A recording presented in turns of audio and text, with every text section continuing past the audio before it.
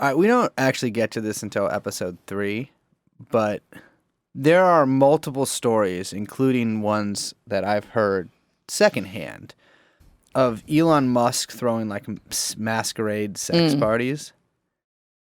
And I can't think of a worse image, or it's like walking into like Elon Musk's like cyber mansion and being greeted by him in like a robe that's open and his like titties are kind of like flapping around. He's wearing like a feather mask. Honestly, that's worse than the Sophie's Choice experience to me. I mean, that's why they call it eyes wide shut. It's like emphasis on shut. Keep your eyes shut because don't look at Elon. You do not want to open them. And realize where you are. Take your $700 in Bitcoin and get out of here as soon as possible. Brace. Yeah. This is what I'm thinking. There's some knowledge that you hold. Yeah. Oh, God, yes. And I believe that it's time. We're in episode 2. People have made it this far, 2 hours in.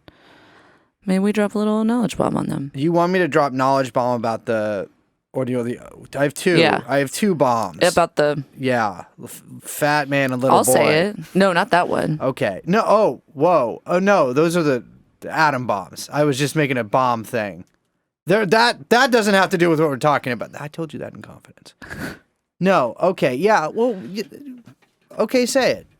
Are you sure? Yeah. Go ahead. And we're not even doing a bit right now. We've had this forbidden knowledge for a long time, and we're... by dint of it being forbidden knowledge, forbidden from knowledging you about it. Yes. We got the go-ahead. Okay. Yeah. Ready. Yeah. Allegedly, it's been alleged to us that, and we are alleging that others have alleged this. Yes. Yeah. We're are wrapped in a riddle that is, what is it? Non-actionable? Tied up in an enigma? No, wrapped... Yeah, it's a mystery, but it's the important thing is she's saying this is not actionable legally. Yeah, I'm saying that whole wrapped in a mystery and enigma, whatever, that, but alleged. Yeah. Think of it, it's that, but up for alleging. Allege it, baby. He has a robot dick. Elon Musk. Elon Musk. Elon Musk.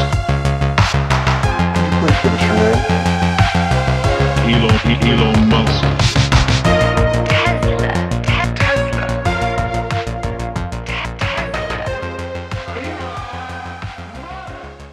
So you thought that was just a fucking like cold open silly joke, but we're not joking. No, that literally has been alleged. Yeah, a source informed us. Close to the pod, and has been... I would say well-vetted source. Well, I honestly, sterling source. Yes. I'm not going to say how this knowledge appeared, but this knowledge comes from, obviously, well, I think some people can understand. You can understand. Yeah. Elon Musk apparently has the equivalent to like a vibrator like in his dick. Well, so we haven't... Okay, so I haven't been able to question the source myself. Yeah. However, I do have some questions. Yeah. 1. Attachment. I'm thinking subcutaneous implant. Really? Yeah. Oh, yeah. You were thinking it's like a... I thought it was like a cage. Or a cage? I don't know. I don't really know what's medically possible. Oh, well, I've looked this up. There's like... We can... talk about this. There's like all sorts of weird shit people do to their dicks. I mean, Paul. I know this guy Palma was very well versed in these sort of things. No, but I'm thinking he had some kind of like an insert. No, I think it's like a bead. Okay, here's the question: did he have to go under anesthesia for this procedure? 100%. Okay, so it's like in the flesh. Yeah. Oh, I think it's in there, and I think in my head it's controlled by his phone. That I made that detail up, but I like a Bluetooth. Like it's like a Bluetooth kind of thing. If you like accidentally hook hey, do you have a Bluetooth speaker, and it like attaches just to. Hello, everyone. Hi. My name is renowned French tickler surgeon Brace Belden. I'm Liz. We are, of course, joined in person by producer Young Chomsky. The podcast is called TrueAnon. That would be like if we were doing like a gimmick thing where we each said one word or a syllable, I guess, but I just said them all. Okay, that's a great gimmick. Yeah. Any ideas to other podcasts out there? Welcome, episode 2, the lamest show on earth. The story of the rise and not fall, unfortunately, of Elon Musk and Tesla Motors. Yes. Yeah. I do think that our you say the rise and not fall, and I think that is unfortunately true. Like this doesn't end in like a. You know what though? I was just looking at junk bond spreads, and I'm just saying things are looking a little crazy. Okay. Well, all right. So in the beginning of our last episode, we said we are not holding any positions in Tesla. Last night, Liz, stoned on indica, why do you keep saying that? Because you keep smoking it. Oh my God. Spent $800,000 on. I'm not going to tell you if she's shorting it or longing it, but she's in there. She's slonging it. No, we. Yeah. That's how you when you hedge bets. When you hedge a stock, you actually schlong it. That's what I do. It's like when I play roulette, I just bet one on every single one, so I always win. Oh my God. That is how you win. I mean, I'm very good at roulette. No, you are. Yes, I am. Okay, women believe in magic, so I'm going to let this one slide. Just come with me to Vegas, baby. I'm literally going to Vegas in August. I invited you and said no. Oh, yeah. I'm doing stuff in August. You know that. Yeah, me too. Seen Danzig and I Hate God in Las Vegas. Yeah, but I got to move. Anyways, you had this idea earlier to start the episode with a little bit of Elon magic. Some of his wild claims. I forgot what my idea was. I was like, "What are you getting at?" That was your idea. You made me write these out, so now we have to do it. It was my idea because one of the running themes of Elon's incredible tenure as as you'll find out, the CEO of Tesla Motors has been, prior to his tenure at Tesla, has been his ability to just kind of make wild claims and then just never fulfill them. Yeah. Ever. And I'll be real with you. Like constantly, this happens. I do that too. No, but this is on another level. Yeah. Okay. That's true. Yeah. I mean, I have definitely also promised some of these things to people, but I guess people don't really expect me to follow through. One of the most insane things that Elon has claimed is that Teslas are going to be able to make autonomous cross-country trips from New York to Los Angeles. What's wild too is that this is the move. He makes these claims. He does it at the big auto shows that he throws. That all these fucking drunk country club Tesla guys attend. Yes, yeah. Crazy baconator Reddit guys go in nutso. They go like freak mode, ludicrous mode on this. The press covers all of it, and then poof, no one's like, hey, wait, what happened to that? Tesla cars cannot autonomously drive from New York to Los Angeles. No. In fact, I will say of the things that are famous and autonomous that have occurred in the past decade, the other one, of course, being the autonomous zone in Seattle, Tesla's autonomous driving is actually less successful. Well, the thing that's crazy, too, is like he drove out in the car and was like, I believe in the back seat, showing that it was possible, like hands off of the wheel, that this would be possible. He said that it would be possible because there would be a supercharge network across the land that anyone could access to get you there. That doesn't exist. Yeah, no. The only supercharge network across this land is when you're on heroin and you're like, hey, can I use like the charger, like the power station in here at a Starbucks? And then you sit in there for 6 hours waiting for the guy to show up. The thing, though, that I really, that is important for people to understand, because they say, oh, well, this is what like Tesla, as we'll get to, the Tesla bulls or the Tesla defenders, whatever, the fucking freakos. They say like, oh, well, all these things take time.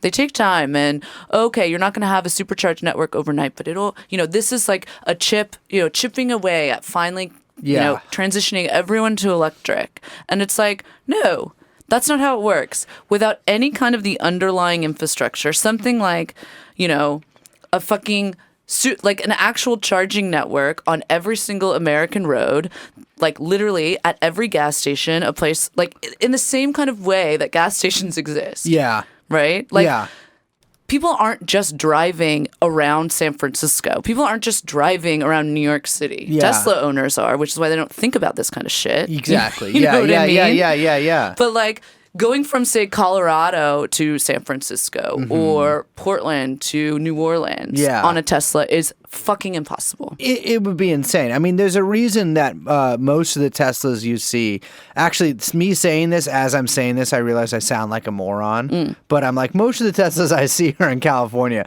I never leave California, so I guess that would be But the crucial point is, like, if people really wanted that to exist, it would have to come from the government doing a full-fledged, centralized Green New Deal. No. Yes. But like a a massive infrastructure spend direct into converting all of this over. Not piecemeal, not in this like crazy patchwork of credits and incentives and loan agreements, all this stuff that we're going to get into and did get into in the first episode, trying to get people electric. It just doesn't fucking work. It's like limp dick half measures that just enrich already rich people. So, Liz, what you're saying is we need to do like a Tesla-centric sort of like legislation, so where we can get on like one really good highway across the country, a bunch of supercharger stations. One single Hyperloop. Well, the Hyperloop too is another Elon thing. I'm sorry, we don't have enough time to get into the Hyperloop because I'm going to get a little too hyperloopy myself. But you know, he promised all sorts of shit. My favorite thing, though, and actually a promise that I wish he had followed through on, was his idea for Pravda.com. This is the thing. This man isn't an... this is going to make me sound weird, but I only know about this just because I'm also on the internet. This is my thing. But there's Reddit, and then there's like not subreddits, but like below Reddit like there's like iFunny or meme websites for like 14-year-olds. He's that. Well, yeah, I mean, but that's how I like meet. You're saying that when you were looking at iFunny the other day. Well, I'm sorry. I'm trying to find people to mentor because I wanted. Okay, we'll keep going. But he wanted to create a website called Pravda.com, like Pravduh. He's so clever. I know. The wit is just unmatched with this man. He bought the URL, and he did this because, of course, Tesla and Elon himself just get so much unfair press. And the thing is, which we'll get, this is famously Tesla. Well, keep going, but I apologize for just... If this was a movie, it was like, or a cartoon, it was like a little like cloud bubble just popped up right next to Brace's head, and there was like some wavy like hallucination of a woman at a like oasis in the desert. Yeah, well, I mean, that is a person from my past. But let's keep going. So he did buy Pravda.com to rate journalists. I like that. Yeah. What I think he should have done is just purchase the rights to the Shitty Men in Media list. But this was another good idea. I think we should do this. I would do this. Buy you know the what rights? I would rate this. them. Rate I would journalists? Yeah. Hey, here's a rating. Wrongo. Yeah, wrong. Well, here's the thing, though. 3 blammo wrongos. I mean, the only place that Elon Musk consistently gets like pretty negative, not the only place, but one of the main places is just like Business Insider gives him pretty bad press. Yeah. But like... The LA Times covers him pretty fairly. Yeah, I will say he's got his haters, right? Like, yeah. I mean, there's a lot of hater number 1, hater number 2 right in this room. But the thing is that Tesla actually and Elon himself have this whole network, which Liz have. I think you have some stuff on that in the next episode. This whole network of like incredibly sycophantic green blogs that all they do is just tout not only his like latest quote inventions, but also like will basically rebut any article that's against Tesla or Elon for him. I would say as a note, it's not green blog. I would say that they're like stock pushers. Yeah, and what they're doing is basically obviously illegal. Yeah. I will say I do have some ratings for some journalists. Okay, let's go. Well, I just want to congratulate honestly, some coworkers of ours call her daddy on their new Spotify deal. And I rate their podcast 5 out of 5. 5 out of 5.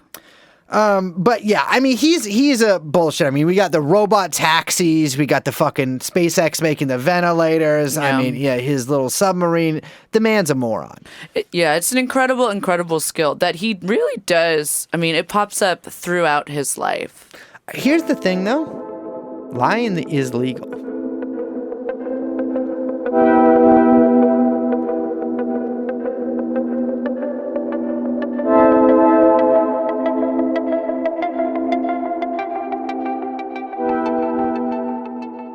Yeah, so speaking of his life, if you didn't listen to the last episode, that's weird that you're starting with the second episode. But you should listen to the last episode. But we go over his early life. His family. Mm-hmm. His beautiful mother. His rise, his leaving South Africa with just a bindle stiff full of, I would say full of diamonds as a joke, but it doesn't really look like it was. He just left Canada as a teenager and left South Africa as a teenager, goes to Canada, gets some poontang, goes to Pennsylvania. Not my business. I don't care what happens in that state. And then we start today's episode with him moving to the state that we are all in right now. California. Uh-huh. Yeah, we talked a lot about California last episode, but Elon, he goes to San Francisco, our hometown. Well, Liz, actually, Elon Musk gets into Stanford. Fact check. Fact check is stop being a bitch about it. Yeah, he got into Stanford. Okay, technically, maybe he didn't go to Stanford. Wait, can we say? I mean, we can't say that he did not get into Stanford. It's unclear if he got into Stanford. All I will say is that in a lawsuit from a person that's Martin Eberhard, there is an item that says in several national publications, Musk has allegedly misrepresented his affiliation with Stanford University, claiming to have, quote, dropped out of a PhD program at that university when he was in fact never enrolled at Stanford. Elon Musk says he went to Stanford for 2 days and then dropped out. But I think he probably got into Stanford. I don't think he went for 2 days. Nice I think he just didn't go. I literally think he did not get into Stanford. I mean, anyone can get into Stanford. That's not true. Are you kidding me? I go there all the time. There's like no gate. You can just go. Okay, ha ha ha. Yeah. Who's the pedant now? Mm-hmm. No, I'm actually they call me Mr. Panty Ray to Silicon Valley.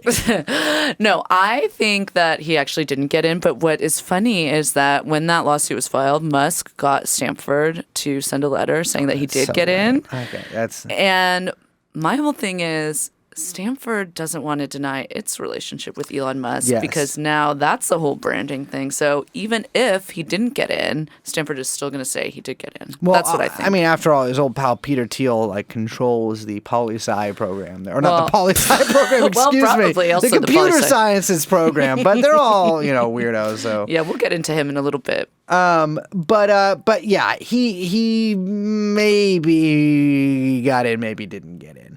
But he moved to San Francisco, and it is the height of the .com boom. Yeah, my man gets in at the height. Yeah, exactly. He buys the top. Yes. And the funny thing is, he actually says he wanted to work on supercapacitors at Stanford. For electric cars, which of course Tesla doesn't use. They use lithium-ion batteries. But Elon Musk loves money. He loves the internet. He moves to San Francisco at basically the perfect time. He interns at several companies. I think he works at a video game company at some point, which those keep popping up in this story, and they will continue to pop up in this story, even though I didn't write that in the notes because I figured Liz would delete them. But he's interning at this company when a salesman from the Yellow Pages walks in and clumsily tries to sell the company on basically an online version of Yellow Pages. And Elon, listening to this guy's like, he doesn't understand how the internet works at all, but I do. So he takes his idea for an online version of the Yellow Pages, which, by the way, I feel like every website back then was an online version of the Yellow Pages. Well, it's like, what else is a website going to be? An online version of the Yellow Pages. That's what I'm saying. Yeah, well, White Pages? Pink Pages. Yeah. Like the French. Remember we did that? I believe Pink Page got shut down. in France. Oh, no. What is that? Oh, wait. Yeah, we did talk about that. Oh, my yes. God. Yeah. I'm sorry. I've done 5,000 episodes. You expect me to remember every color page? So he starts this company along with his brother, Kimball Musk. Yeah, Kimball. Uh-huh. Real character. Allegedly. Well, a lot of allegedlys about that guy. But Allegedly not a cowboy, even Kimball- though he refuses to take the cowboy hat Kimball, off. if you're listening to this, I know your secret. I know about your house parties. I know about the cakes. I know your secrets. I talked to a couple of people. And if you want to make them go, actually, I'm just joking when I say this next thing, but if you send me a bunch of Bitcoin, I won't say this shit on episode 3. Anyways, so they start this company called Zip2, which is like the yellow pages for the internet. And Here's my thing. yeah, oh great, you got a thing. Is it zip to something? Like, are we zipping to, like, is it like the internet gets you to zip to what you need? What the fuck does compact Or mean? is it like, is there a zip 1? Yeah. Like, what? I don't understand what the... It's got to be like we're zipping to something. I don't fucking so know. That's not even the stupid. original name of the company. That was the better name that they thought of. It is, yeah. So they start this company, and their whole thing, and this is kind of why I think, I mean, among other reasons, think the Stanford story is fake, because what's the story of everybody who starts an internet company? they always have to be like, oh, it's out of the garage. Well, we're working in the basement. Dropped out of college. We dropped out of college. Oh, we don't have anything. Oh, sure. Maybe the government funded our entire project. Yeah. Don't look at that. Don't ask me about that. Yeah, exactly. Yes. So his whole thing is he and his brother were living together, yay.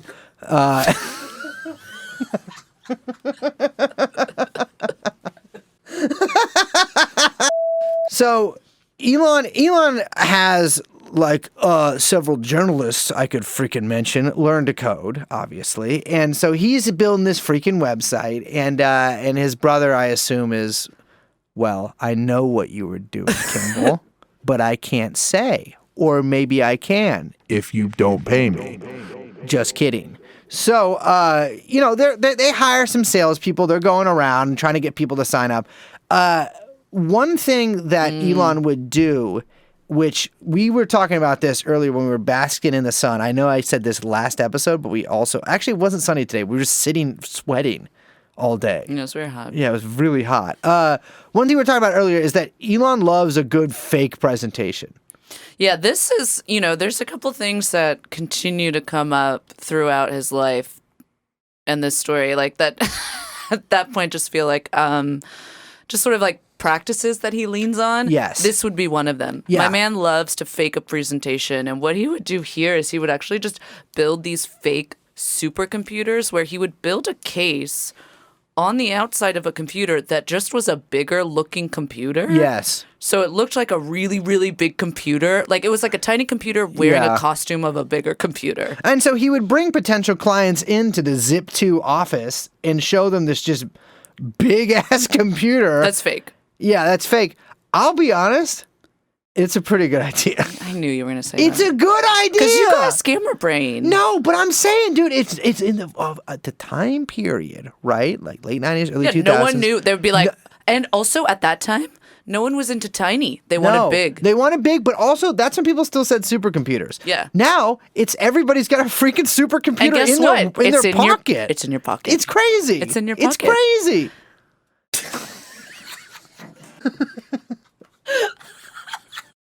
Liz, there's a quote here that I'd like you to read in your least racist accent. I'm not doing any accent. Okay, Because but all of them are racist. listener, imagine she is doing an accent here. My mentality is that of a samurai. I don't know how to say this. I just realized. Just try it. No, try it. Just I try it. don't know. Just I try don't- it. No, it'll just try it. I just realized. My mentality. My mentality is that of a samurai. I would rather commit seppuku That's pretty good. Is that how you say it? Yeah. than fail. Anyway, that was supposed to sound very cool and weird, but now I just sounded like a lame. I sounded like a little girl. Okay, I'll do it in an accent then. Oh, My. No, so yeah, Elon was like super, super locked in. He was all over the place. He was in charge of everything. He would like stay there at night and go in and change the employees' code to like what he wanted it to be. He's super control freak. Exactly. Yeah. And that's something like Elon, I will give him this. He does have the psychopath's work mentality. Yeah. Like, well, he's a psychopath. Yeah, exactly. But like his whole thing, he's one of these motherfuckers who's like, I got rich because I work 19 hours a day and sleep for an hour and eat mush. Yeah, there's a lot of this is self-mythology, which we'll get into. It does seem that everybody, though, throughout his work history is like, dude, he just wouldn't go home. Like a lot of people seem to think he's an asshole. Yes. Absolutely seems like an asshole. So as you can imagine, their business is doing maybe not so great. But, you know, again, it's a time Well, who doesn't use Zip2 now? Actually, I still do use Zip2 in the back end for my... Binging. No, but for my... You bing to the Zip2. No, it's for my accent website. I teach people how to do accents. Okay. But yeah, so they get some investor money. They get about 3 million fucking bones from a venture capitalist. There's only one condition, and this is a condition, well, this happens a lot, let's say. And it's not like this is so unusual in business, but Elon seems to really get a lot of this. Elon Musk has replaced the CEO. Yeah, that was their one condition, that Elon had to go. Yeah, exactly. The next CEO definitely does seem to be a better CEO than Elon. So yeah, he knew what he was doing. Exactly. They changed their whole business model. They start going around to these news outlets like the damn New York Times and essentially pitching them like, hey, what if you did classifieds on the internet? And it worked. Yeah. It totally worked. It totally worked. But Elon was cut out of it, basically. Yes. Yeah. And the thing is, Elon wanted Zip2, and this is like you were saying, this is another little insight into the mind of Musk. Elon wanted Zip2 to be in the public eye. He didn't like the fact that it would be like the New York Times like Zip2 page, but it would be like all New York Times branding, and at the bottom in little fucking 6-point Arial font say powered by Zip2. I mean, famously, because everyone remembers this part of the internet history and how big this website was. So Exactly. Of course, how could they forget how it all worked? Exactly. But that's the thing is like we see that a lot with Musk, especially in the stuff that we cover in this episode, is that like he is a brand freak and his brand ideas fucking suck dick and balls. Well, at this point they do, yeah. I mean, you know, you got to give him credit for some of the Tesla stuff, but it is, I mean, this is his focus. Mm-hmm. He understands how important branding is. He understands how important the public image is. But it really is the only thing he focuses on. The CEO at the time, Sorkin, he said something. There were disagreements over the priority of general visibility for the company. And the reporter in this piece was from this really, really good profile on Musk in Slate in like 1999, I think. But he said that Musk, the reporter asks the CEO if it's true, because there's this rumor going around that what Musk wants is to be on the cover of Rolling Stone, like as himself. Yeah. And he just says, yes. For Elon, that's what general visibility meant.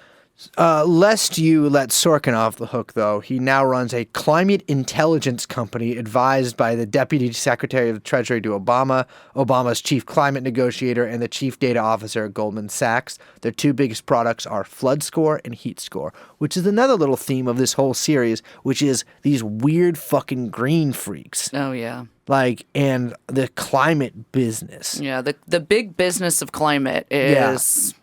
Climate change, anti-climate change. These Green New Dealers. Yeah, these are the proto-Green New Dealers. Yes. So Sorkin tries to merge Zip2 with City Search. That doesn't work. I think City Search is still around.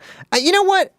I have no idea. That's just such a City Search. I feel like I feel like I do too, but I'm like, how would I remember? It sounds like a thing that Yahoo bought. Yeah. And then kept around, but everyone's like, I don't go to Yahoo unless I gotta like chat with my buddies about golf or play fantasy sports. In my head, it's like Yelp, but I think I just might be making that up. I don't know. I could see it. Yeah, but maybe it's just the way it sounds. Anyways, that doesn't work. And in the fallout from that, Musk coups Sorkin. Yeah. Gets his ass out of there. We will coup who we want. Exactly. But he himself is outmaneuvered by the board. And honestly, to his motherfucking benefit, the company was sold to Compaq for $305 million.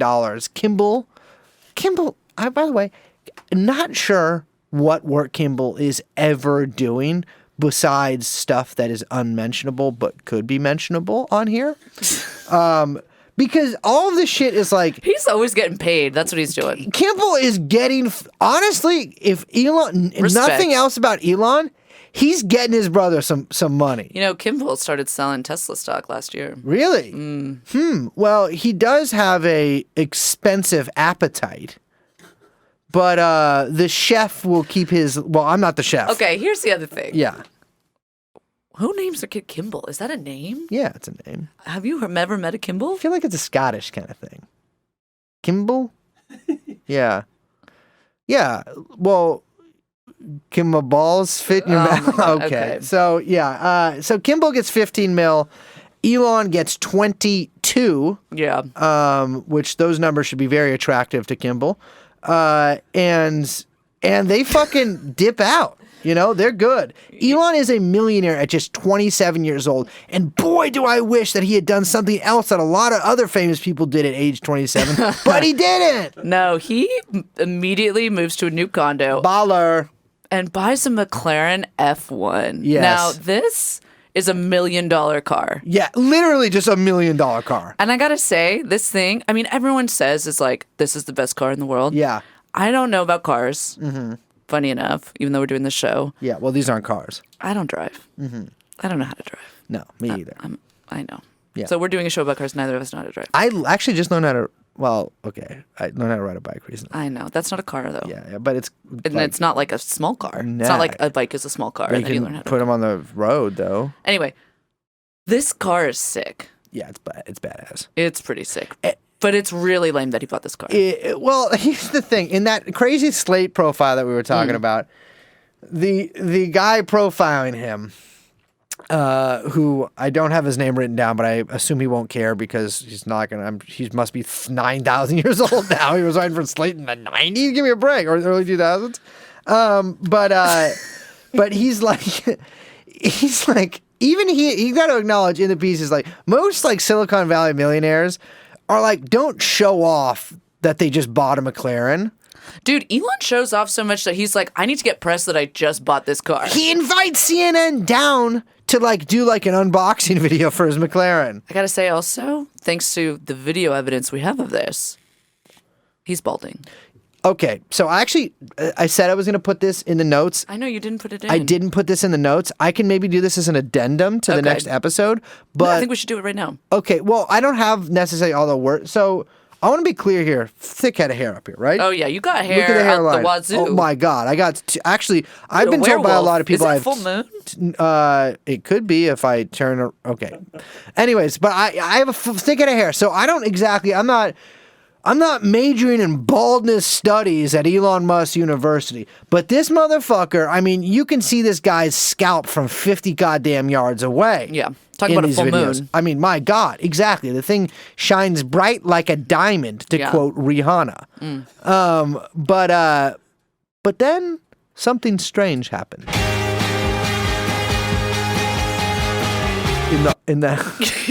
Yeah, I mean, he showed up like LeBron at the next playoff. Is LeBron his hair? Oh, you don't know about LeBron's hairline? No, LeBron's hairline changes every season. Yeah. Similar to some, a jump shot. But you never know if it's going to be like back, forward. When he was in Miami, it got real bad. Mm-hmm. Some have alleged because perhaps of some enhancements he was doing down in the old Sunshine State. Okay. I am not alleging that. Others have alleged. Yeah. Anyway, I don't know why we're talking about this. We should get back to the show. Anyways, Elon Musk has hair plugs, and actually, we're fair here. We're magnanimous. Hair plugs do not always take. What? I just want to. We're magnanimous. Magnanimous? Magnanimous? Whatever. Why'd you correct him? I've just read the word. I don't know. You can't fall back on that one every time. But it's true. Okay. Who's saying that, especially around me? Anyways, we're fair. We're providing balanced coverage here. Yeah. We're both sides. We could do a little crossfire both sides here. But I'm saying we're both being fair here. Right, but it's the balance. Fair and balanced. Yeah, You're exactly. fair, I'm balanced. Yes. Elon Musk hair plugs, congratulations that they took. That's what I told you. Yeah. I said that is an achievement because a lot of times they don't take. Yeah, but exactly. Here's the other thing. What? Spoiler alert. I don't know if they're still... they seem to be clinging on for dear life. Not at this time that we're in history in episode 2, but Current day? Flash forward to current day. Just saw from the event of, like a couple days ago. Horrible. Like we said, looks like Donald Trump. Who also probably... Of course, hair plugs. Yes.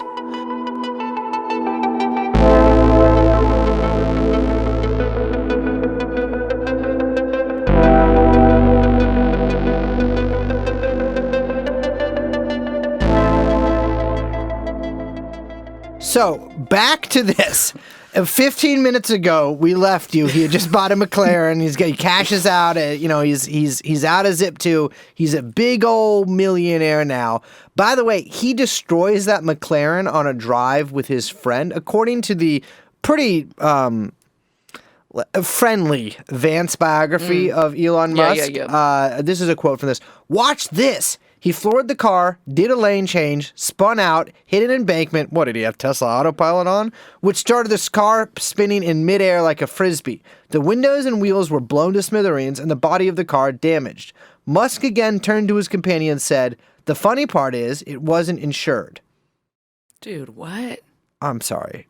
He didn't insure $1 million car. I mean, he's probably he's lying. He's probably lying to the somewhere. author. He's lying somewhere. This is the thing. First of all, there's no way he didn't insure the car. Second of all, this is what Elon does. He tells the author, Ashley Vance, who had incredible access, this kind of story to make him look like he's out of control, crazy, being like psycho. Look how frivolous he is with the McLaren. He's just like, ooh, left, right, never know where he's going to be. He's all crazy. Yeah. Because that's what he fucking wants. Exactly. Yeah, it's a branding thing. So in 99... We're at the Woodstock 99 here. That was a weird time. Bad vibes in 99. It was an evil year. He plows $12 million of the money he made into his next venture. XCOM. No, X.com. Okay. Got to revise all of my notes. I couldn't figure that out. No, he starts X.com. Which is a horrible name. What? And honestly, that sounds like the kind of fucking business that Kimball would start. So he founds X.com with 3 other fucking morons, so that he's the lead shareholder due to his insane initial investment. And that's the thing. And this is part of the Elon mythos that is actually is true, is that Elon, that's rare to do, right? Because a lot of the time what you do in Silicon Valley is you start your dumb, pet, we come like suck off your dog or whatever thing, and then you sell that to another company, make a bunch of money, and then you have the clout to basically get funding from venture capitalists, whatever, for your next venture. Right? Right. So you're funded from the start. Sure. Elon self-funds. Yes. So he can be in charge. Absolutely. Yeah, and that's pretty rare. And so he what he does is so I guess we didn't say what X.com is. It's banking software. Yeah, he calls it like an internet bank, but it's not really. A bank. It's not a bank. It's not a bank. It's kind of stupid. Yeah, it's basically, who gives a fuck? It's like PayPal. Well, yeah. I mean, spoiler alert, but here's the thing. I'm not here to tell you what X.com did, because I looked into it. I, in fact, read 2 books that talked about it, read a bunch of articles about it, and I still don't give a fuck. It was banking. It was like fake banking shit. It was like PayPal. It was like a way to pay people. But imagine this. Hey, I'm going to X.com you. I'm going to X you. It's like, hey, don't do that. Yeah, Kimball, what the fuck? So he snipes a bunch of really talented coders from different places to build this thing. And immediately one of his co-founders accuses him of talking the company up too much in the press. And he says that Elon was promising the moon, the sun, the moon, and the stars to the media and tries to initiate a coup against him. It doesn't work. He splits with basically all of the workforce. Yeah. Just a year after starting this company, he merges with the biggest competitor, which was at the time called Coinfinity. Mm-hmm. Horrible. But we now know and love them as PayPal. Yes. So PayPal, of course, was run by this podcast's biggest backer, Peter Thiel, and Max Levchin. And of course, there are a million things to be said about the PayPal mafia. Ugh. None of which I give a fuck enough to say on this podcast. I don't even want to say PayPal mafia. Well, Liz, they killed like 3 of your cousins, dude. Like, I understand your reticence. No, so they merged these companies. You might be thinking, wait, I thought Elon founded PayPal. We'll get to that. Yeah. More like he founded them down there. So the companies merge, but all three of these guys have totally different ideas. Musk is like, he like believes in this idea of X.com so hard. He is like, this is the fucking coolest thing. This is the fucking coolest thing. We gotta be X.com. We gotta be X.com. And he gets them to like keep that name. Yeah, I mean, X.com was the bigger company at the time. But the thing is like PayPal was a little more serious and also was named PayPal, which like, okay, PayPal is kind of a silly name, but like for what it is, not the worst name. No, it's right? it's your pal. It's your PayPal. It's your pal that you pay. Exactly. And so, okay, you might be thinking, well, yeah, obviously. And everybody else involved with this also thought that, except for Elon Musk, who got to be in charge. And so, I mean, a big part of this is probably the fact that Elon Musk paid $1 million for the X.com name, which, by the way, he bought back from PayPal recently for an undisclosed sum thought to be like many millions of dollars. But he had everybody get 4 different X.com polo shirts, X.com frisbees, X.com stress balls, X.com basically everything. And everyone take the day off to see X-Men in the theaters. And they changed the PayPal site to X PayPal. Which is the stupidest thing I've ever heard. Exactly. And PayPal. What is it, like the former PayPal? And PayPaling your ex? What are you doing to make her not say something? What are you, Kimball Musk?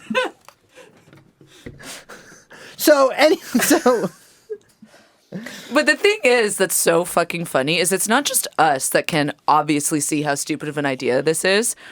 They sent it to focus groups repeatedly. Multiple times. Every single one was like, what is this, a porn site? Exactly. Every woman thought it was a porn site. Like, and this is like, so obviously the people doing these focus groups are like, we know, like the people who are commissioning the focus groups rather are not like, they're looking for proof. They need exactly. They need to the have proof. the receipts so they can be like, hey, Elon, everyone thinks it's stupid, not just us. But here's the thing. They were doing all of these in secret. And then Elon found out about one of them, immediately shuts it down. Yes. Yeah. No, in fact, Elon, it was a like survey of X.com users and Elon Musk was randomly selected, which was actually like a very low chance. And he like got super pissed. Like, he's like, what the fuck are you guys doing? Blah, blah. From that Slate profile we were talking about earlier, in one conversation with Musk, this man is, you're all thinking it. In one conversation with Musk, I asked him how he imagines the advertising for X.com will look. In this, as in everything else, Musk does not pretend to be an expert. His perspective is just that of a gifted amateur. You know the ads for Tide, Musk asks, where there's a name brand and a brand X, and brand X always loses? Well, our ads can be like that, except that brand X wins. So I'm going to take that again because this is actually how it probably was said was, you know the ads for Tide? Where the name brand and the brand X, and brand X always loses? Well, our ads could be like that, except the X brand wins. So, speaking of ex-PayPal, Peter and Max leave like 2 months after the merger because the whole you know what's funny actually is What? that I've read that Thiel actually he said that he split with Musk because he said Musk didn't understand debt financing. Really, which boy did Musk show him how much he understands about debt financing. Yes. But they say, I mean, this is the sort of general story we hear is tech differences. In fact, that kind of becomes the cover for a lot of PayPal drama. Sure. And they were right. The website fucking sucked balls. It went down like once a week. Barely any of the fucking features work. And here's the thing. I wish that I was not... I mean, because I was like in my 30s in the early 90s, and like I was like kind of like a cool, like I went to a lot of like rockabilly. I was a heavy part of the rockabilly. Well, the reason why you stuff. liked when you saw X.com, you were like, oh damn, my generation. Exactly, this is me. And actually, Liz is saying that, but that is also in the focus groups. All of the men thought it was a Generation X kind of thing, and they were all like middle-aged That's so men. Generation X. Exactly. But the fraud was rampant. The fucking thing. I mean. It's like just the one thing you don't want in a PayPal site. Yes. Musk's leadership was, to put it mildly, in question, as he seemed to be running the thing into the ground. I use some very ableist language in my notes here, so I'll skip down several sentences. But anyways, there is, once again, a coup. Yeah, everyone seems to hate him. Yeah. Yes. Described as intensely annoying. Yeah. Yes. Yes. Everyone is. I. You gotta be honest. I feel bad for the guy because he is a genius, a visionary, a one of a kind guy. And a lot of the times, when you are really smart and a genius and like one of such a generation mind, people do think you're annoying. The employees of X.com actually go straight to the board and get them to oust Musk as CEO. Yeah. That's how annoying he was. Yes. And not only this that. This was worker action. Yes. Yeah. This is Google Union, except less people with multiple personalities. So, yeah, the thing is, this is one of my favorite coups in the long history of Musk involved coups. Yeah, even some of our favorite American coups. Yes, yeah. This is one of my favorite ones. It's pretty devious, even by Thiel standards. Exactly. So Musk is. I don't know if I did actually mention, I believe in the last episode, that he has a little a romance with a girl named Justine at college. Yes. Well, now they are recently married. Yes, and they are jetting off on their really fucking boring sounding honeymoon to the fucking Olympics in Sydney. The fuck kind of honeymoon is that? What the fuck is that? I mean, there are many instances, and we'll get to their marriage and spoiler alert divorce. Yeah, she should have left him many, many times. Yes. Well, I think she acknowledges that as well. But the honeymoon to the Olympics, insane. In Sydney. I mean, isn't Sydney like San Diego? Can you imagine San Diego? It's. I've been to Sydney, and I got. I took mushrooms out of a jar. Yeah, I know. We've talked about this. Yeah, okay. Yeah, so anyways, but yeah, insane place to go on the fucking honeymoon. And while he's on the plane, this coup takes place, and he's removed by the board and replaced. He gets off the plane, gets the news, and then gets right back on the plane and comes back. No supercomputer in his pocket then. Exactly. And he fucking fails. But he's still involved in the company, right? They don't fire him or anything. No. They just remove him as CEO and they bring Thiel, a serious personality, in. Yes. He makes nice with Thiel, and in fact, he encourages the initial public offering. Yeah, he wants that big payday. Mm-hmm. And they go public, and then I think in less than a year, PayPal gets acquired by eBay for $1.5 billion. I remember that deal. That was fucking huge. I know. That was one of the greatest days of my life. Elon makes $160 million from this. Yes. From fucking X.com. And the thing is, I will say, Elon Musk was not a founder of PayPal. No, absolutely not. No, he was involved in the merger that led to what PayPal became, but he wasn't he didn't come up with PayPal or anything he like also this. was not a founder of Tesla. Yes, but he does have an agreement with PayPal from his 2001 mutual release with the company that says that they have to refer to him as a founder. Yes, this is also a running motif. Yes. This is from a lawsuit that that comes a little bit later in his life. Musk has perpetuated this untruth with full awareness regarding the value that accompanies the title of founder of a startup that has the potential to become a successful large company. In the 1990s, Musk was involved in the creation and management of PayPal Inc. Musk involuntarily separated from PayPal under a separation agreement and mutual release that was executed on or about May 4th, 2001. The agreement with PayPal contains a deletion of reference to founders clause that reads as follows. The company, PayPal, acknowledges and agrees that Mr. Musk is a founder of the company and its predecessor, X.com. The company agrees that all references to founders of the company will be removed from the company's website and from the About section of all future company press releases.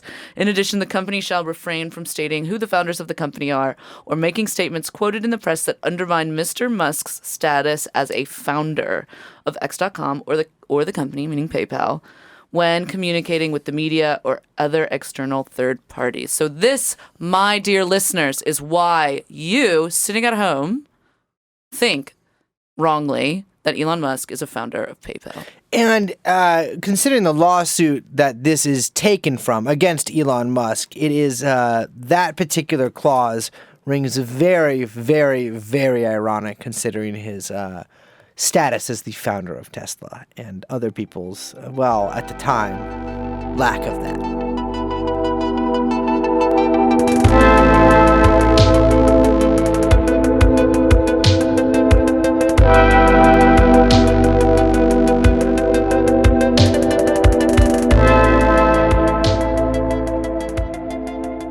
So here's the thing.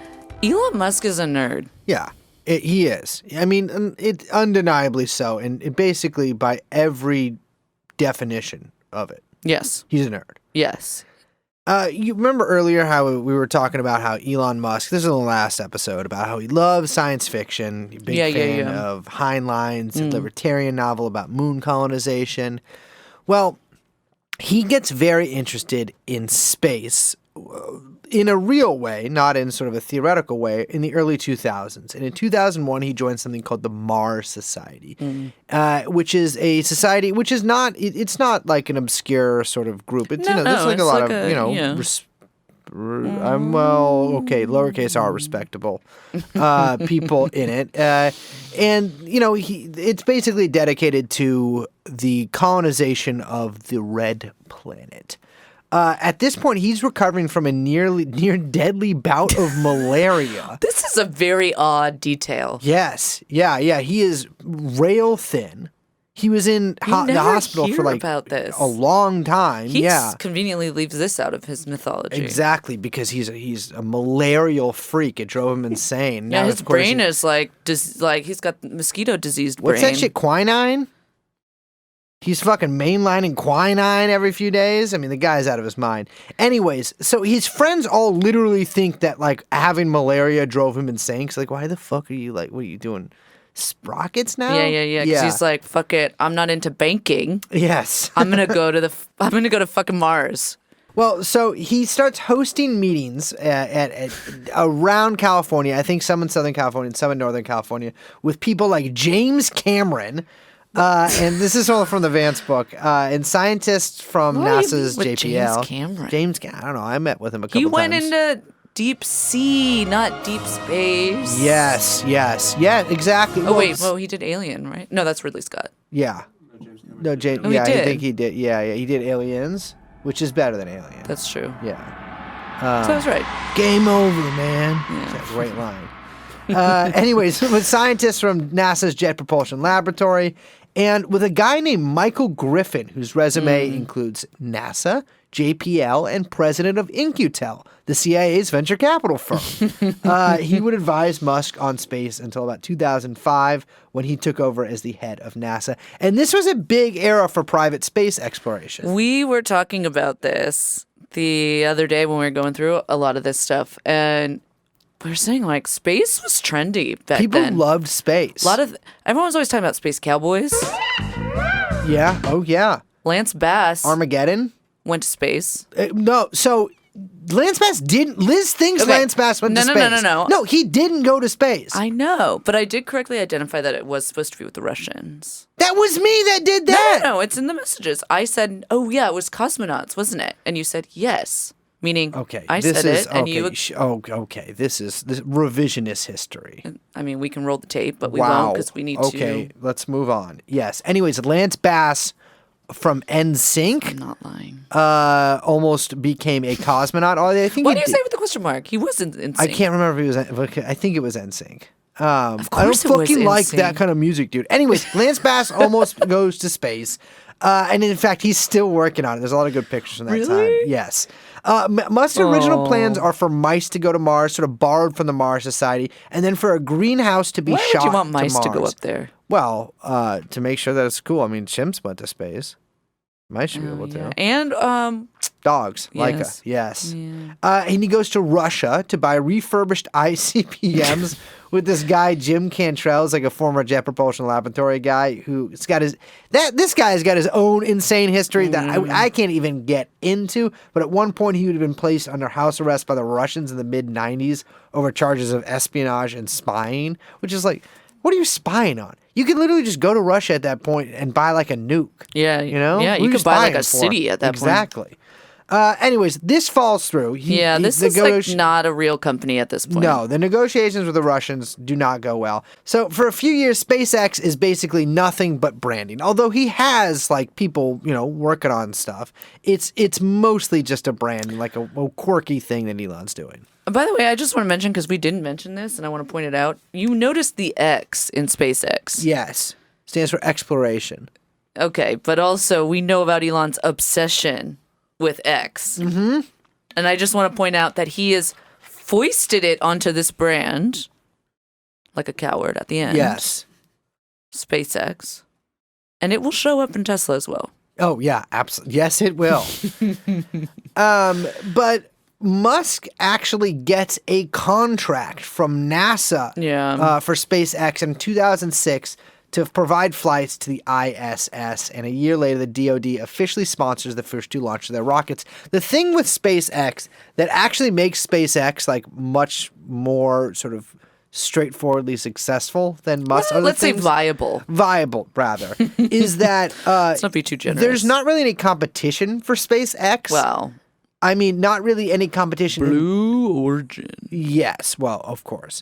But they're like the real competition at this time is like Raytheon. Yeah. It's all government contract. Yeah. And of course, they're fleecing the fucking government. I mean, it's all part of the government. But these are really, really, really, really, really expensive. Yeah. And his whole thing with SpaceX is like, we'll do it cheaper. Yeah, he's like, what? I'll just undercut everyone else. Yeah.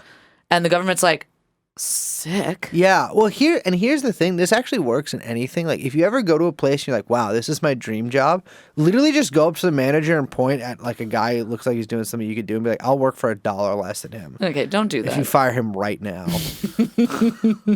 That works. That basically is what Elon did, and it fucking worked. Here's the thing. SpaceX didn't work. No. The first three launches fail. It was actually really sad. Yes. Yeah. And the third launch actually saw the rocket, it was carrying 3 satellites.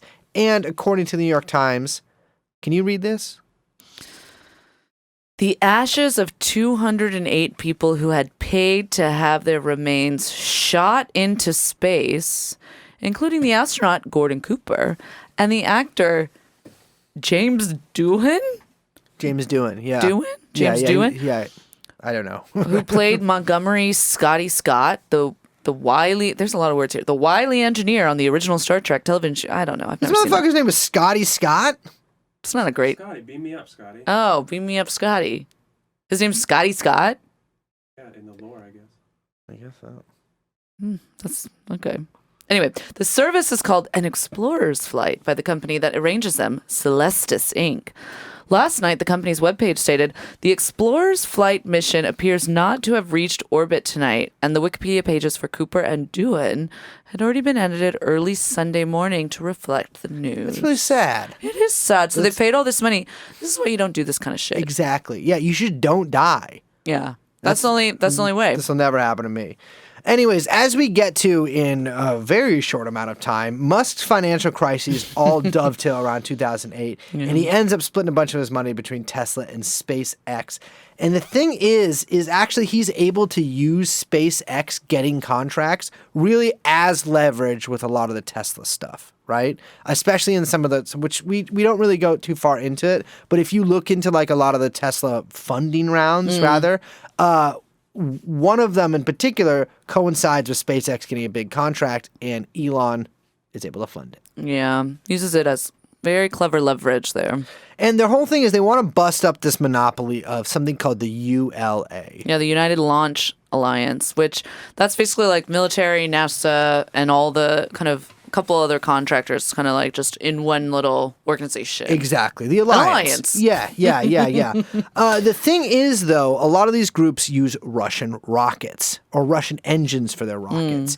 And around this time, Russia invades Crimea, or Russia returns Crimea to the fold. Yeah, to where it belongs. Yes, and John McCain, a famously queer-coded senator, was outraged by this because he had been sissified by Russians while he was in a North Vietnamese prison camp, and tries to ban basically American companies from using Russian rockets.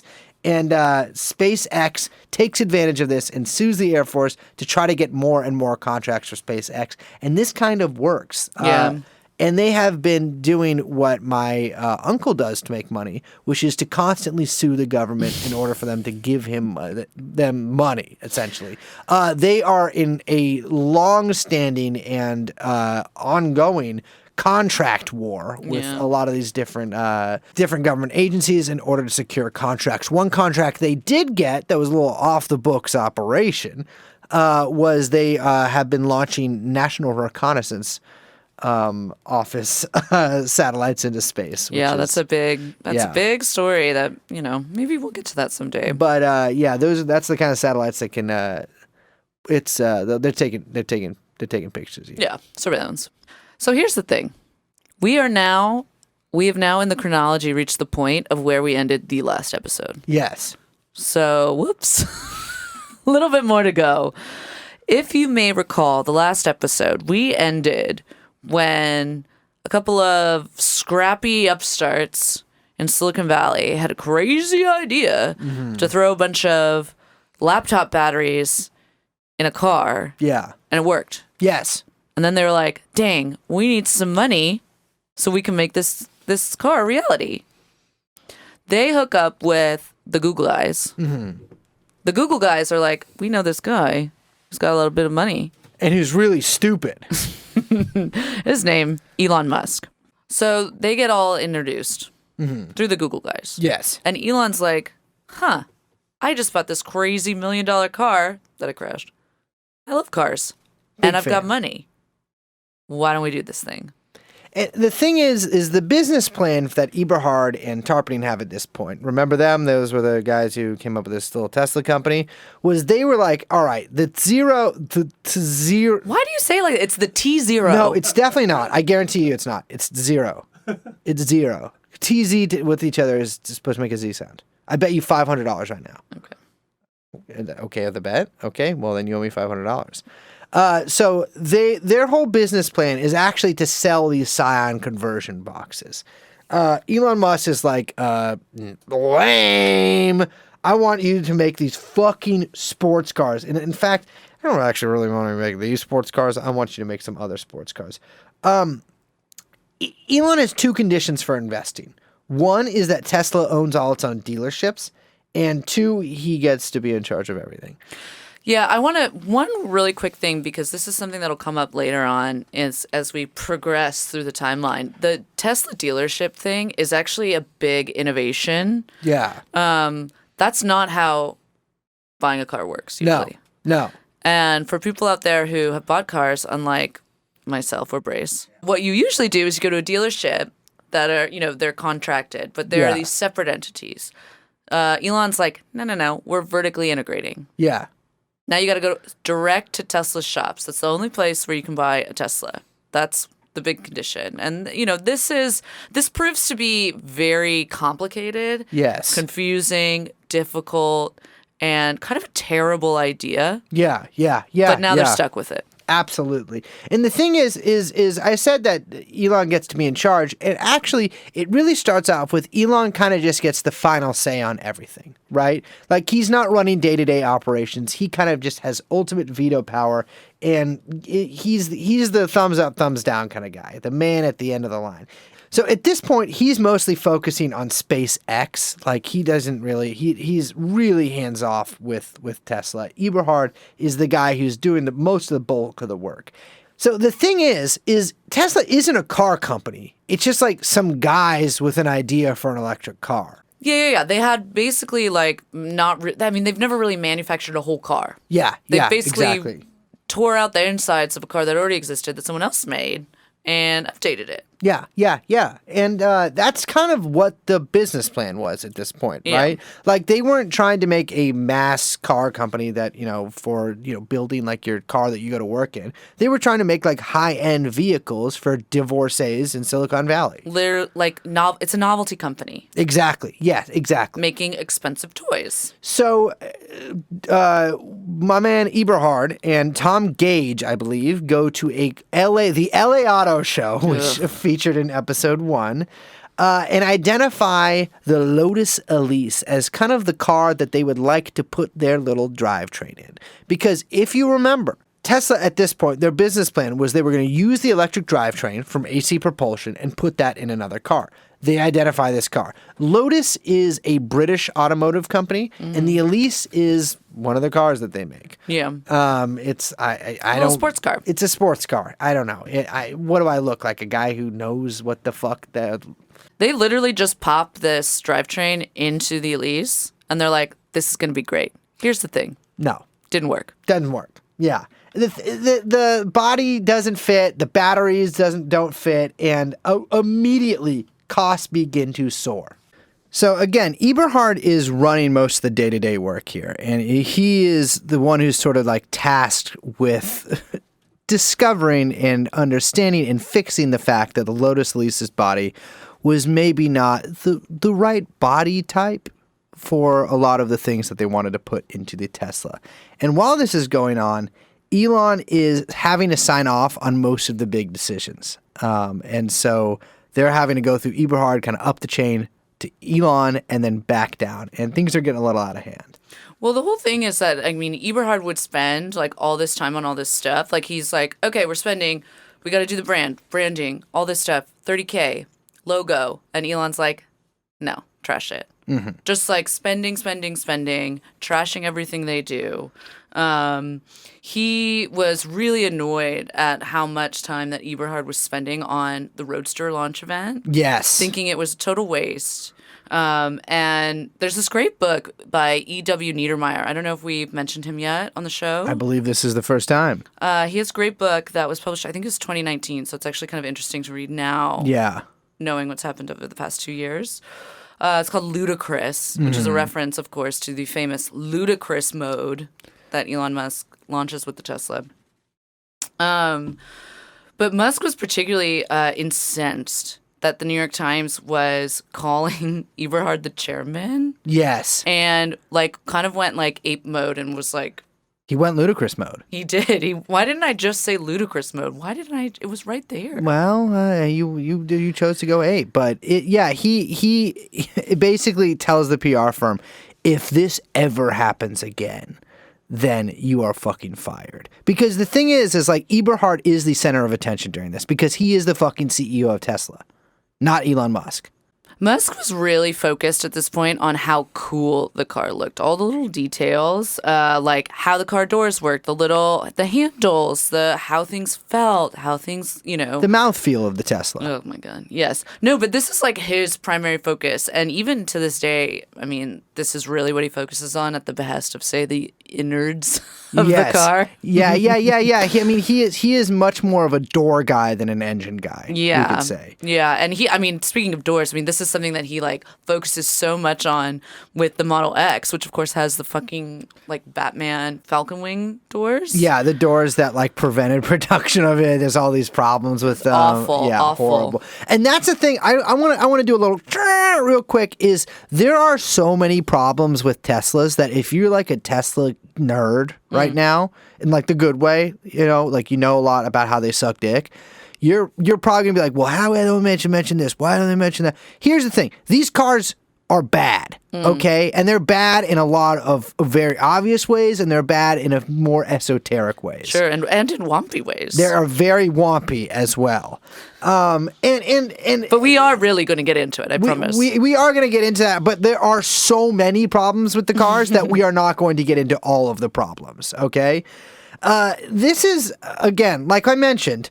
The Lotus Elise is not the best car to put your little batteries in. And Niedermeyer's book has a pretty jarring, I guess, anecdote from a former engineer who kept finding pretty minor but important problems. And like, we can't do this. Like, there's this really, like constantly finding problems with these and then trying to address the root of the problems and then basically being shot down and be like, fix it on that specific car, but don't look into it elsewise.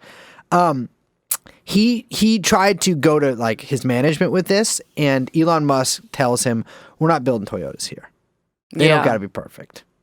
That's the thing. They aren't building Toyotas. They are building cool cars for rich people. And the thing is about nice cars is you think that they maybe are supposed to be really reliable because they're nice cars. No, they're not. No, they're toys. They're toys. Exactly. So like actually like a lot of very fancy cars aren't that reliable of cars because they're not meant to be used as cars. They're meant to be used to drive along the mountains to the French Riviera. I don't really know.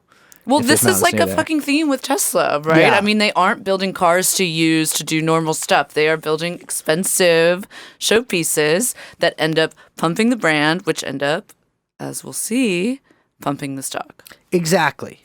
So, like we mentioned, the car isn't exactly even up to snuff of the technology that it promises. It isn't just like what the technology isn't working with the body of the Lotus Elise. The technology kind of just isn't working.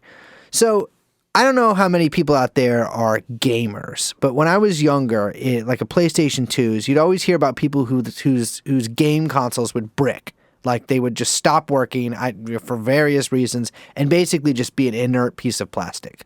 I've never heard this before. Yeah, well, it's for the fellas. That's right. Imagine if you bought the shittiest car in the world and then that happened. Actually, blessing in disguise. But that can actually happen with your Tesla. That has happened for a variety of reasons, including software reasons. But one of the reasons it happens is because of the fucking battery. Tesla's batteries have a long and storied history, but this has been a problem from the beginning. This is the Roadster, right? Yeah, well, Roadster, I believe up until now.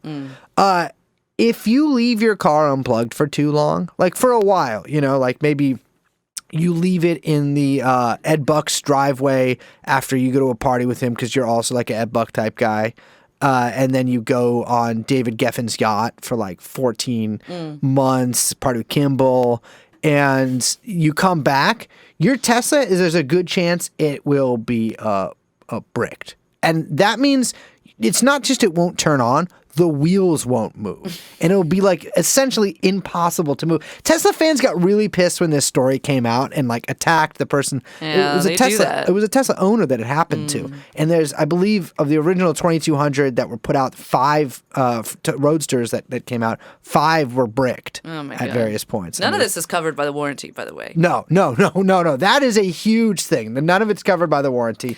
And this is the thing, like this car that they're building was basically a prototype that they then rolled out into the public. Exactly. And like comparable cars like the Nissan Leaf electric car, this has never happened to it because their technology makes sure that it won't. So you can do that. You can't. No, I'm saying you can do that. You can make sure it doesn't happen. You can leave it in Ed Buck's driveway as long as you want. So there's all of these little design problems that are happening, and there's a huge war over people, both Musk and Eberhard claiming the other one wanted a 2-speed transmission, and the costs are fucking soaring. This motherfucker is going to cost like $1 billion by the time it's done. But That doesn't stop them from showing off the Roadster at a 2006 auto show in San Francisco, and for the first of many times, having to pour water on the engine in between showing it off. We got to shut down these auto shows. This is becoming a running theme where they do these auto shows, and then suddenly they got to make these cars no one can make. Yeah, and by engine I mean battery, but they keep doing this too. Oh. These guys love throwing water on batteries, which is something I was told not to do. So they gain, and if this brings you back to episode 1 and the Impact EV1, then exactly. Yeah, then you're listening. A lot of hype from this. People are ecstatic. Oh, look, this balding guy fixed his baldingness, and now he has hair, and he's got this badass car called a Roadster. Pre-order much? Oh, that was probably the most annoying voice. Awful. Saying the most annoying thing that I've ever done on this show. Based alert? Pre-order much? Look, we're the Reddit guys. Well, now the pressure's on for Eberhard, right? Because Elon Musk is out there being like, check out this motherfucker. And Eberhard, by the way, is also kind of doing this too. But like, it's fucking go time. This company is growing. There are more and more employees. Musk is investing more and more money, sort of solidifying his control over it. Well, that's the thing, because the more money he invests, the more equity he gets in the company. So he's taking slow control over the company. And by 2007, only 7 cars were delivered. They could only make 7 cars. Yes. Okay. Oh, funny story about that, actually, is Eberhard was supposed to get the first car, the very first Tesla. Elon says, sorry, bitch, you can get number 2. And so Eberhard, I believe, he gets this in writing. He's like, okay, whatever. I guess this guy has all the money. I'll get number 2, which, by the way, the first Tesla ever produced is going to be worth a lot more than the second Tesla ever produced. Sure. And so Eberhard's like, he can't do much, so he gets it in writing. Sits at home, waiting for his Tesla for a while. I think by this time he is no longer with the company. And Elon sold the second Tesla to his friend. Eventually, months later, he gets this message saying that a Tesla employee has been doing endurance testing on Eberhard's Tesla. Endurance testing that involved running Eberhard's Tesla into the back of a semi-truck over and over. What an asshole. Exactly. So around 7 months after he was supposed to get the Tesla, he finally gets one. And then burns to death in it after he couldn't get out. Just kidding. That was another person that happened to. But that did happen. So all this is to say, Eberhard is floundering at the company. He is not getting a lot of support. He's asking the board to hire other people. And this is sort of the devious thing that Musk does. So Eberhard is like, I need a CFO. I need like a COO. I need all the other things. But here's the thing. Musk understands you got to let them lose on their own. You got to let them lose on their own. He knows you don't get in there. Let him flounder. And this is exactly what he does. Yeah. As Musk, as chairman, and as the person, if you remember, who has the final say on everything, purposely doesn't approve any hires that would help Eberhard. Yeah, a saboteur. Exactly. And so Eberhard... Well, he takes the fall. He takes the fall. He fucks up, and he is out. He's removed from the board, and Musk does a lot of clearing house. He replaces Eberhard, not with himself, but with somebody else as a CEO. And fires a whole bunch of people. And a little later, Eberhard writes a blog post, a very mild blog post, by the way, about it, and sort of detailing just who got fired. And Musk immediately cuts his severance. His severance, by the way, was 6 installments of $100,000 and 6 months of health insurance, which is, I know, isn't that kind of sad? Yes, that's really sad. Yeah, for your own company. And he's fucking out. He's fucking fired. There's a bunch of lawsuits that go down after this. I mean, fair enough. Yeah, fair enough. Eventually, this is one detail we have to include. I mean, there's lawsuits and counter lawsuits and lawsuits and counter lawsuits, but there's one line from a Tesla lawsuit against Eberhard that is really heartbreaking. If Eberhard is too emotionally fragile to undertake this public debate, he would have been well served not to inject himself into it in the first place. Mm-hmm. And part of that public debate was who is a founder of Tesla, because Eberhard was no longer being recognized as one. Well, funny enough, Musk pulls the same job that he did with PayPal. Exactly, and declares himself a founder. Eventually, though, the lawsuits pile up so much that he makes a deal, Musk makes a deal, and allows Eberhard to be declared a founder. Yeah, so now it's Musk, Eberhard, J.B. Strobel, Mark Tarpenning, and Ian Wright. But there's no mention of Gage or Cocconi. Even though, of course, I mean, they aren't technically founders of the company, but they are the people who invent the technology that made the company a company. But the important thing is you only think of Elon Musk as the founder of Tesla. Exactly. I mean, who the fuck is thinking of J.B. Strobel? I mean, honestly, you sound like a fat Dutchman.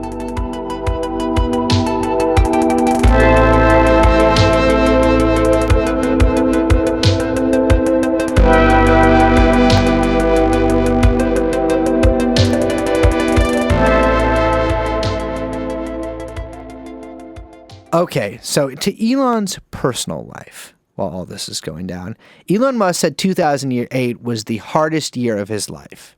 Well, that's the thing. It actually was. Yeah, he had a pretty rough year. 2008 is a really bad year for both Elon personally and Tesla. We should start with Elon personally because it's much funnier. Gladly. He gets a divorce. Mm-hmm. A lot of divorce in this story. The man loves to get divorced.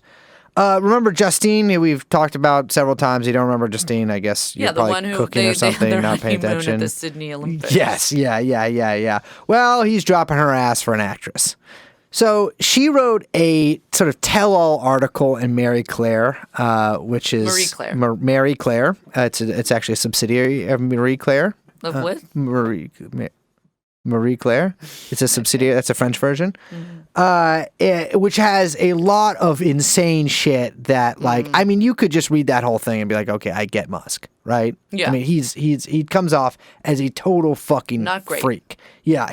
During their wedding, they're dancing up close.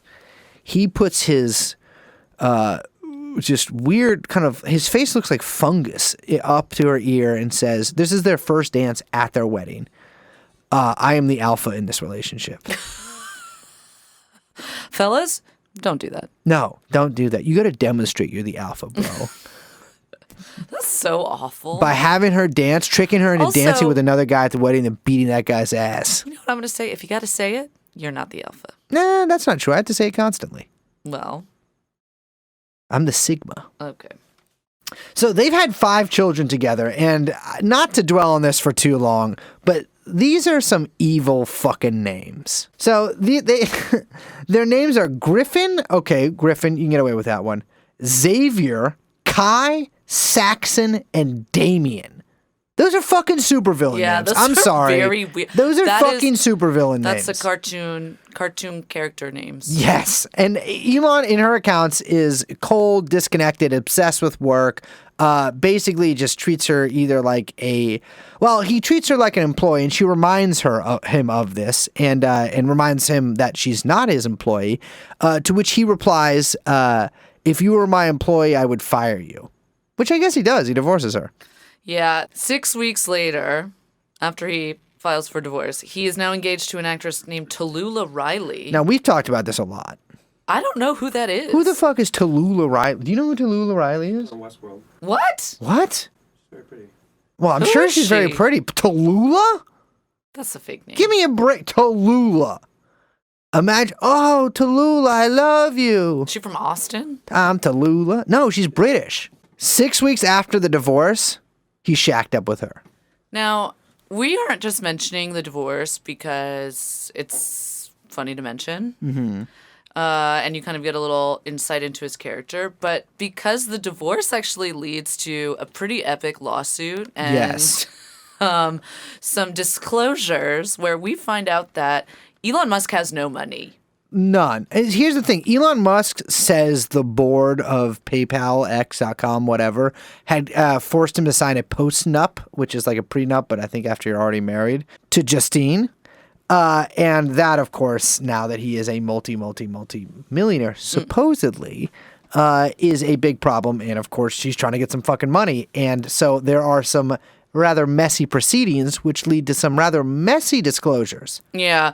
Basically, it is disclosed that he's spending about $200,000 a month all on personal loans. You gotta make sure that Xavier has like a devil horns to be $200,000 a month? Yeah.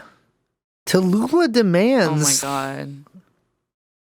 No, it's insane. He's surviving literally on personal loans from friends.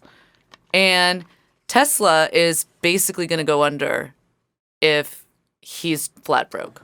Yeah, exactly. I mean, this is a big fucking problem for Tesla because, as you might recall, Elon is Tesla's main funder up until this point. Well, there's another problem for Elon's bank accounts because in order to oust Eberhard, he had to convert about 8 million of his preferred shares to common shares. So, to put it in the simplest terms possible, preferred shares get paid first but have no voting rights. Common shares get voting rights but get paid after everyone else, which includes debt holders. They are literally last down at the bottom getting paid. But they can vote, including to vote to oust the CEO. So Elon is able to maintain control over Tesla by continuing to fund them. But around this time, a funding round comes and goes without Elon's involvement. So how is Elon going to get them out of this mess in 2008? Tesla's basically on the verge of bankruptcy. Yeah, they got no money. Kimball recalls at this time that basically saying he definitely took risks that seemed like they could have landed him in jail for using someone else's money. Huh. Well, Kimball himself, using his own money, has taken some risks that should probably land him in jail too, allegedly. So the thing about when Elon went to war with Eberhard to oust him, right, converting the shares. So just to go over that again for 1 second. When that happened, he needed the voting power to oust Eberhard as CEO. Converted the 8 million shares from preferred shares to common shares. This is a genius move, right?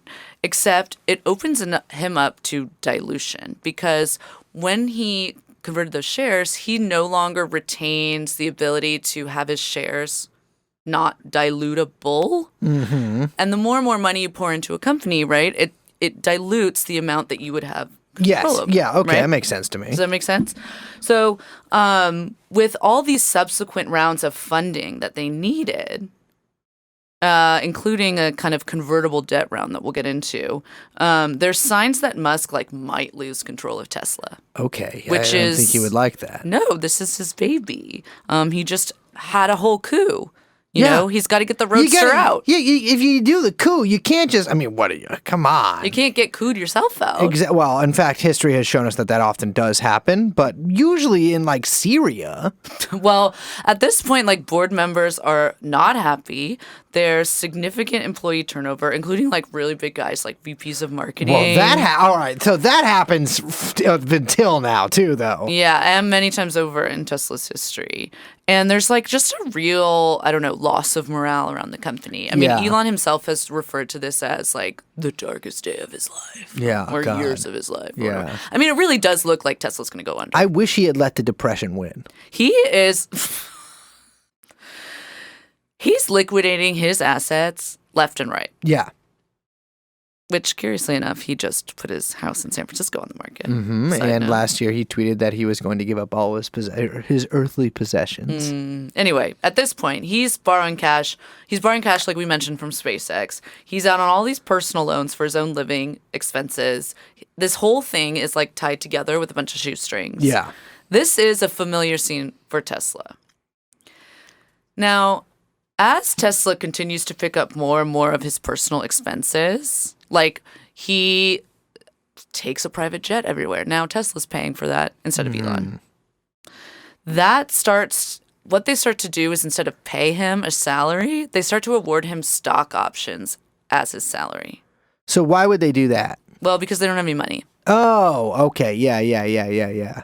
And so what they do is they're like, okay, we're going to give you more equity. So he's able to kind of get more and more stock options, have more and more, this is why the stock price will become very important to Elon Musk for many reasons, this being one of them. Mm-hmm. The company is bleeding cash.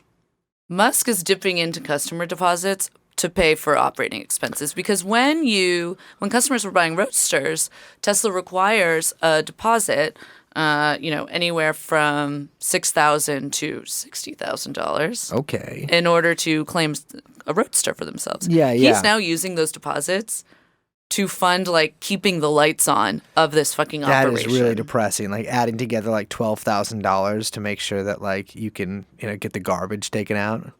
And this is, by the way, the fall of 2008. And do you remember anything else that was going on at this time? I'll be honest with you. At the time, I was on a lot of drugs. Okay. I know what happened now, but back then I was really fucked up. Well, this is like the biggest financial crisis since the Great Depression. I definitely was going to go in a really big financial crisis in 2008. Okay. Well, because of that, there are like zero credit markets. They're all frozen up, aka like no one is lending. Yeah. Musk can't get financing for anything, like, personal or otherwise. Now, at this point, this is pretty funny. Valleywag, which is at the time was Gawker's like Silicon Valley gossip site. I recall. Sure. Their blog publishes an anonymous Tesla employee claiming that the company only has $9 million in its bank account and it will not be able to fulfill the merely 1,100 cars on order. Yeesh. I thought the post is very cute. It says, the Valley's hottest electric car maker is running on fumes. Tesla Motors, the brightest hope of Silicon Valley's nascent clean automotive industry, only has $9 million in the bank, a longtime employee tells us. What makes the company's low cash balance especially scary, our tipster says, is that the company has taken multiple tens of millions of dollars in deposits from customers, anywhere from $5,000 to $60,000 per vehicle, and has only delivered 50 of them. Jesus. Having already spent its customer deposits, it may run out of money before it delivers the cars they have paid for. This is also a familiar scene for Tesla. Well, the whistleblower, or the running out of money, or the using deposits, or basically all of it, right? Pretty much all of it. I want to be clear that I am not alleging the P word. So the P word is like an Italian name, right? And, yeah, it rhymes with Fonzie. The Fonzie cream, let's call it. So you don't think that there's any Fonzie cream in Tesla? I would say that if you are using money that people give you to pay for something, to give to the people who first gave you money? Yes. Yeah, I can see where you're going with this. Others have alleged, I shall not allege, but I'm going to throw it out there that perhaps that might be a little appropriate here. Literally, okay, one day later, after this blog post comes out. Like an actual day later, yeah. Literally one day later, Elon comes out and claims that Tesla has now secured new financing and that he will personally guarantee every Roadster. What does that mean? So he literally means that if, don't worry about it, because if you don't get one, I'll guarantee it. I'll pay for it. I will give you the $60,000. I will guarantee all of these cars with my personal money. He's basically, by the way, now implying that he's a billionaire. Yeah. Which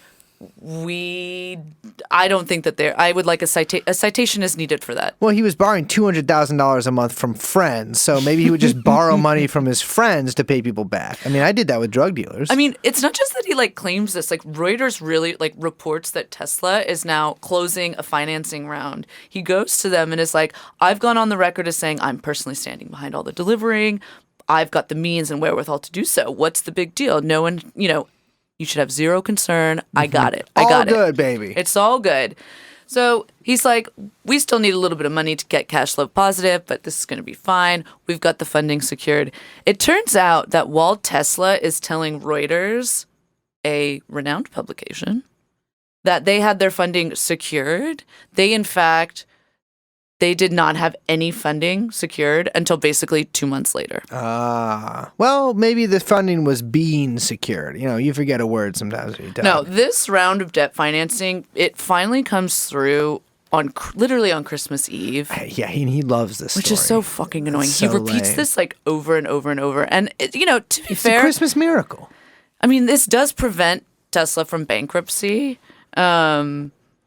It becomes very key again to the mythology of Elon Musk and the story of Tesla, save the very let's say, generous and flexible financing and accounting measures that the company kind of gets into. I'm a fan of generous and flexible accounting measures. But, it's like the grit, the guile. Wow. Oh, my God. How much he sacrifices. Oh, keep the lights on. He's pulling all the strings. I'm going crazy. This is his whole thing. He becomes like inseparable from the company, right? Like it becomes like, and he really is. I mean, he's attached it completely to himself at this point, at least financially. Yeah. And I think at this point is like when it sort of merges, like Elon is Tesla, like where it goes, he goes. Yes. But the thing is that this doesn't actually save Tesla. For that, we can thank Obama. Thank you. So I'm just going to rewind for a second. Back in 2007, before, just actually kind of sadly, months before he will be ousted in the coup by the dastardly Elon, our man Eberhard testified to the Senate Finance Committee on like alternative vehicle or alternative tech for vehicles. Yeah. Alternative vehicles. He'd seen some at Burning Man. He had a really, really good feeling about bicycle-powered airplanes. No, he like talks a big game, and I want to be clear. At this point, Tesla literally had not yet delivered a single roadster, and Eberhard is like out there being like, "Oh, we could do this, we could do that." He's like floating the idea of Tesla being like providing battery cells for other companies. They had not done any of that yet. But it works. I mean, this is the whole thing. This song and dance fucking works. Like months later, Congress establishes what's called the Energy Independence and Security Act, whatever. But it includes $25 billion allocated for a loan program to support advanced tech vehicles like Tesla. Now, Eberhard, with the kind of foresight, he applied for the program, but Congress said, it wasn't like funded yet. And at this point, like, they say they're looking for about $350 million to develop this, like, they had not yet manufactured, but they had this big idea for this sedan. Yes. Yeah. I mean, that was the whole thing with Tesla, right? Is that like the Roadster is actually just like a way to get our foot in the door, and then we're going to market cars for normal people. I mean, those normal people will buy lots of cars. Exactly. Yeah. And this will really change things because we know, a few sports cars zipping up and down Silicon Valley. I understand that's not enough, but we're going to do this. Yeah. And so, I mean, they're like, hey, the government wants to fund, electric vehicles. Perfect. The government isn't going to fund a luxury car. Yeah. They want to get, for regular Americans, consumers, families, all that. And so Tesla, Eberhard promises them this 4-door sedan, totally mid-market, and additionally asks for another $100 million for a battery production facility to supply batteries for the automakers and make the sedan. So it sounds like an aside, but the battery concept was actually central to the loan application, which is with the Department of Energy. I want to be clear. So I'm going to keep referring to it as the DOE loan. So they could not get that $100 million without it. There's sort of competing stories about how this all happens. Like, it's weird. Like, Musk tells one, that girl Ashley Vance tells one. That girl Ashley Vance, that's so mean. The writer. Yeah. Right? I mean, listen, if you're a guy named Ashley, I'm sorry, you're a woman to me. But Wired also has a different story. It's very weird. But it's unclear. But Tesla, like, eventually, in about, like, early 2009, presents this idea to Daimler, which is the company that makes the smart car. Yeah. The smart car? Yeah. And they basically, they like kind of gut a smart car, as they do, and soup it up with one of their batteries. And they like take it into a parking lot and like pop a wheelie with it and are like, look how fucking powerful it is. Yes. Yeah. The fools at Daimler, because apparently every automaker is just...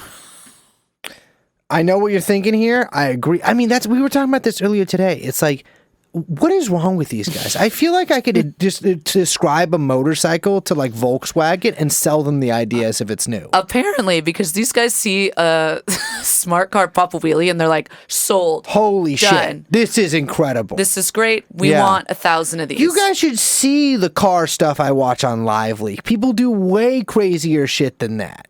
So Daimler orders like a bunch of these battery packs and boom, checkbox. Now, that part of the loan application, fulfilled. But there's other requirements for this Department of Energy loan. What do we got? Tesla actually has to prove that it was going to make cars for consumers that are not just luxury cars.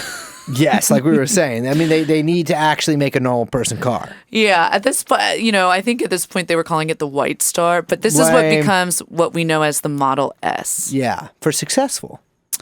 They had to prove that they had, or they didn't have to prove, but they needed a factory. Yes. Because at this point, if it's not clear, they aren't actually making cars. Yes, yeah. There is no like Tesla factory that is producing a car.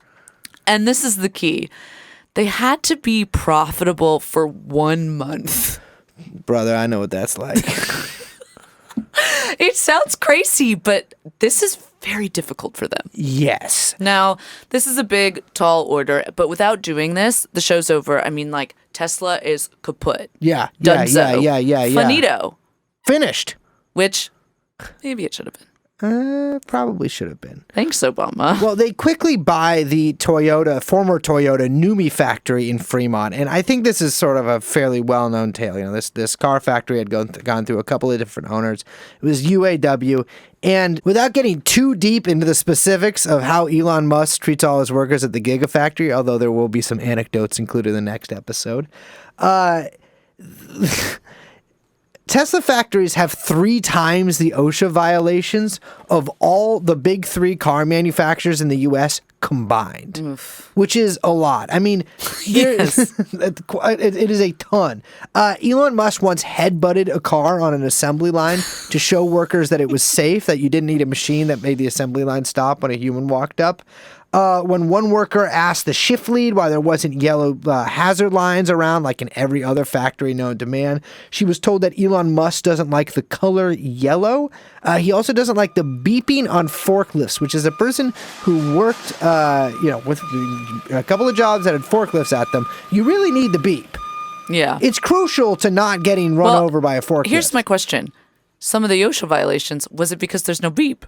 There is a Reveal News article that details some of this. Some of the OSHA violations are fucking insane. Like, Really? some people got there's like actually really gnarly injuries that got out of there. And it's also, Elon Musk, even now, is still running this place like a startup. And so people are encouraged to work really long hours, which if you're working in a mechanical sort of environment, not so great for keeping all your fingers. The factories are basically like the cars. They're slapped together, they don't work, and they're going to kill you. By the way, when that Reveal News article came out, Elon Musk or somebody at Tesla published like a rejoinder. That's the thing. Tesla always if they get bad press, say something. They always respond. The man, he cannot shut up. Cannot shut the fuck up. And he calls Reveal News an extremist. Which, by the way, no one's heard of this place. I've heard of Reveal News. What? Yeah, they do like big investigative journalism stuff. Really? Yeah. Well, you learned something new. Yeah. He calls them an ideological extremist organization on the Tesla website that's in league with big unions like the UAW. Oh my God. Yeah. First of all, why the fuck is Elon Musk afraid of the UAW anyways? They can't win a fucking election to save their goddamn lives. Okay, so they've got the battery contracts. They've got the factory. They need the sedan. Now, we've mentioned the kind of shows that Musk puts on. Yeah. He does the same thing. He drives a sleek silver sedan out from behind a glittering curtain. He loves driving out from behind curtains, too. I know. It's so stupid. And he kind of debuts what this new Tesla's going to look like. Everyone in the audience is like, oh my God. It's like, oh my God. They're all screaming, crying. The press is going bananas. Yeah. It's like freaking Justin Bieber up there. It's like the fucking Beatles on Ed Sullivan, but like for autistic rich people. Yeah. Everyone's going nuts. And he's like, you are looking at what will be the world's first mass manufactured electric car. And everyone's like, what? Except, get this, the car's fake. What do you mean the car's fake? The car's fake.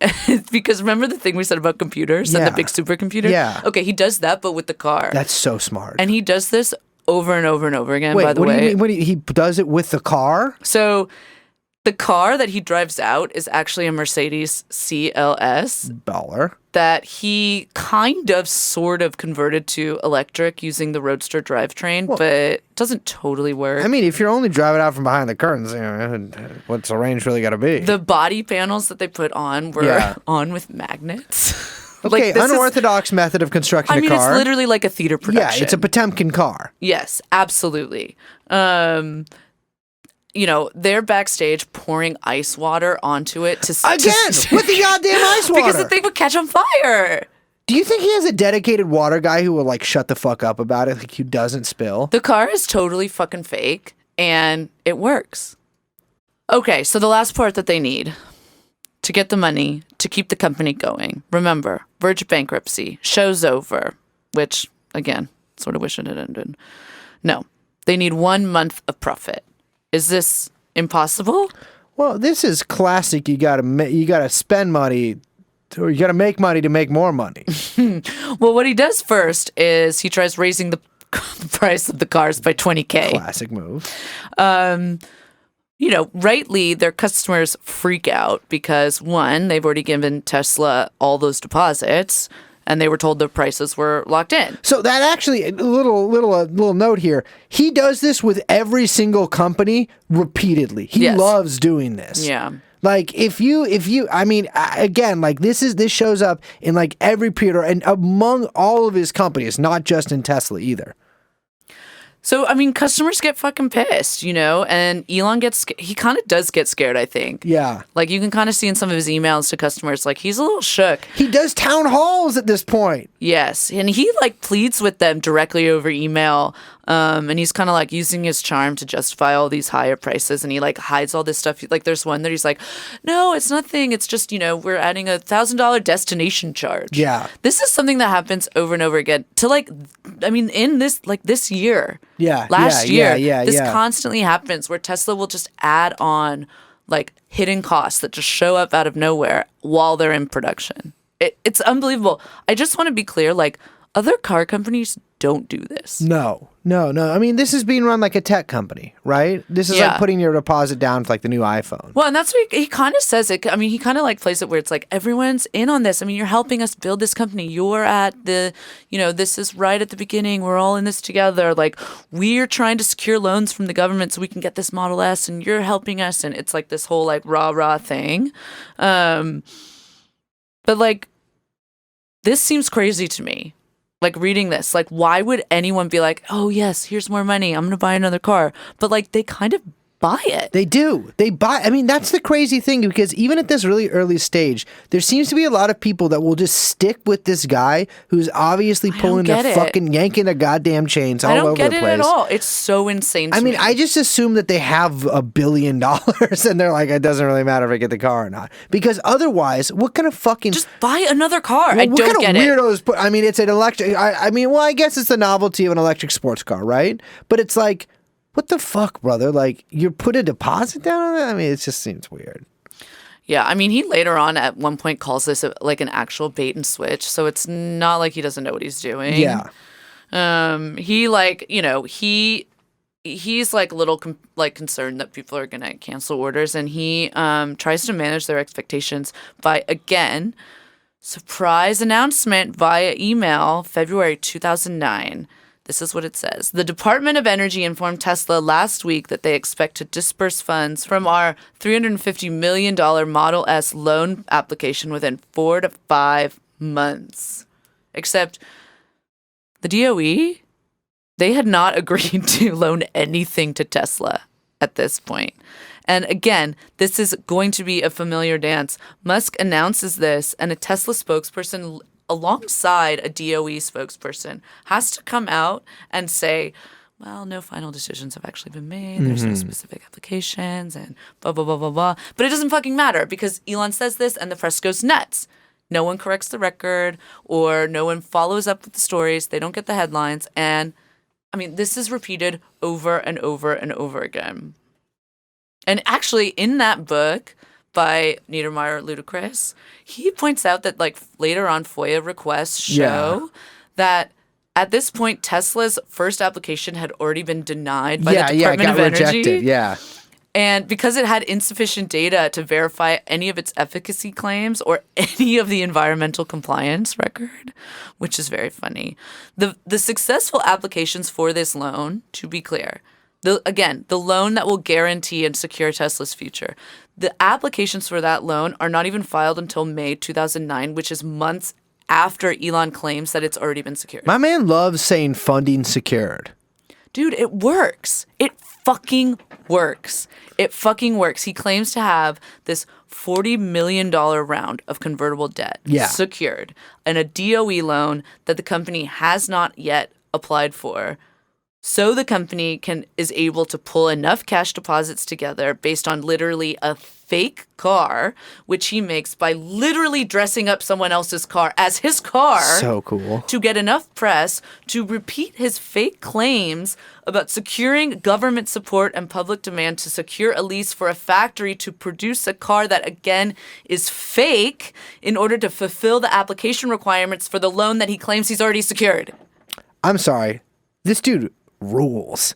This is the greatest scam I've ever fucking heard. You can just say you made a car and people will give you money? Dude, Daimler invests in the company based on the fake car. Toyota agrees to the Fremont factory. God. They got the battery contracts. They got the deposits on the Model S. Like, August 2009, Tesla announces its first profitable month ever, making $1 million on $20 million revenue.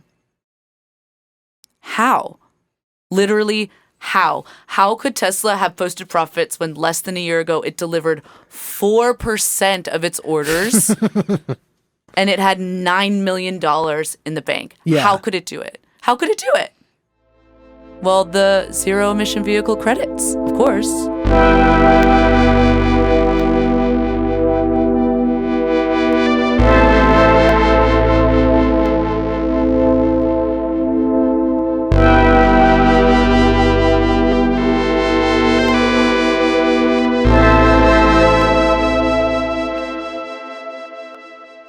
Next time on TrueAnon presents The Lamest Show on Earth. There's a lot of bloggers involved in this story. They should be in prison. No, it's called Wompy because they go Wompy. Like, they go all Wompy. If you review a car, do you get to keep the car? It's all fake.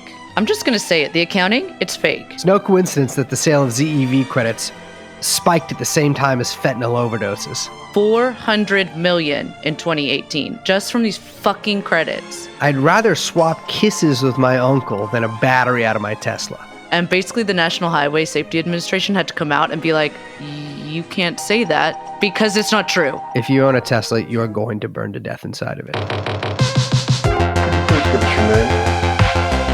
Elon